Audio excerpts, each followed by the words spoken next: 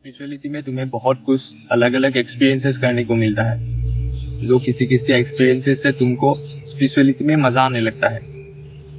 लेकिन ये मज़ा ही तुम्हारा सफरिंग का कारण भी बन सकता है।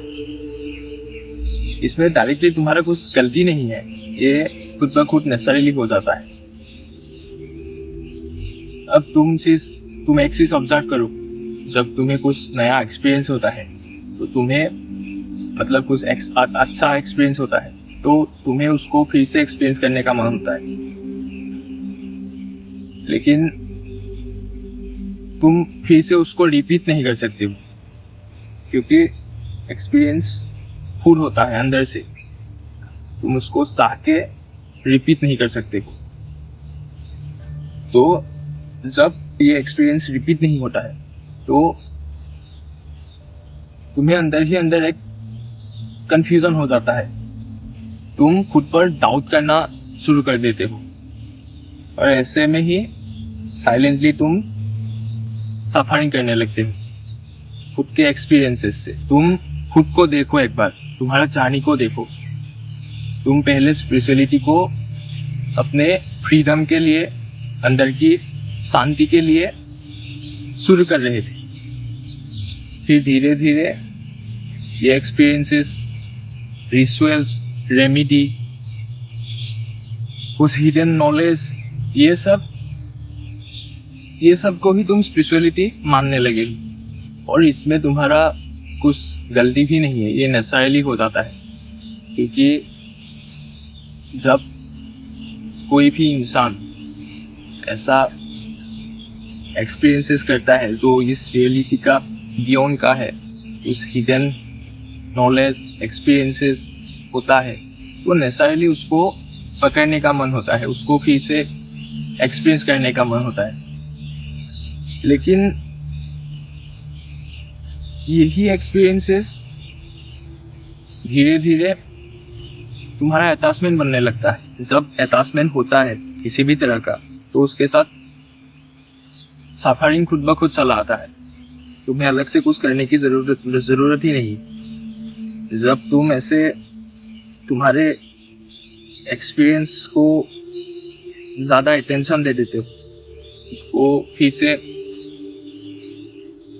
एक्सपीरियंस करने चाहते हो, तो कंफ्यूजन, सफरिंग हो जाता है।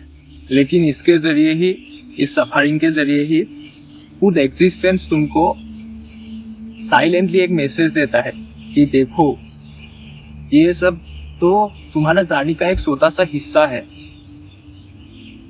इसके अलावा भी बहुत देखने को बाकी है तुम्हें, इसके अलावा बहुत डीपर एक्सपीरियंसेस करने को बाकी है।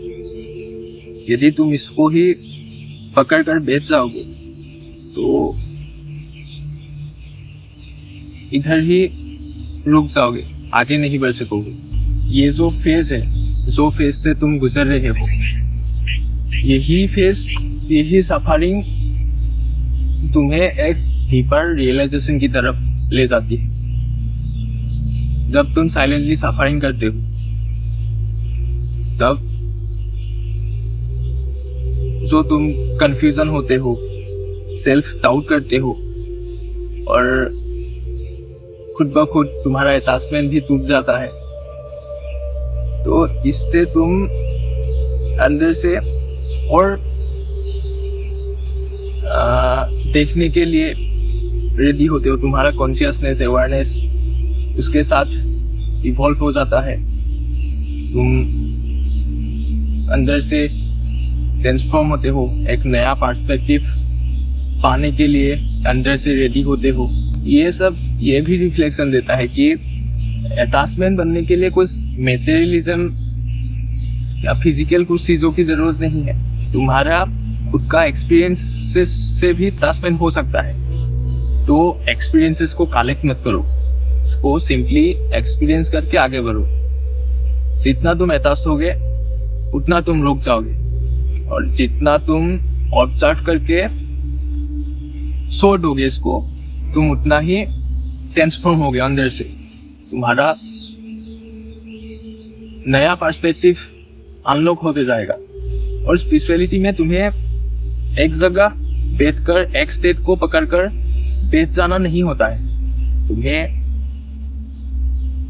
हर समय कुछ नया सीखने को मिलता है।